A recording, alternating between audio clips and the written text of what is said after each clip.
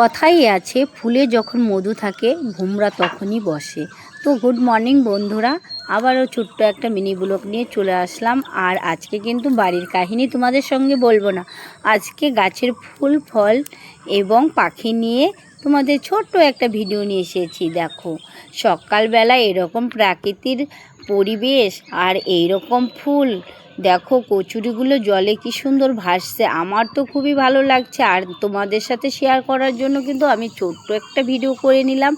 আমি দেখলাম আর তোমরা দেখবে না তা কখনো হয়। আর এই পাখিটা কি বলছে একটু শোনো। ওই জন্য ডাকাডাকি করছে।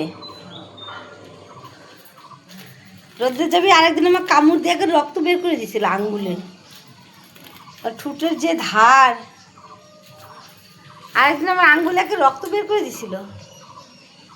রাধে রাধে বলো, রাধে রাধে বলো, রাধে রাধে বলো। বন্ধুরা ভিডিওটা আর বড় করছি না, ভিডিওটা ভালো লাগে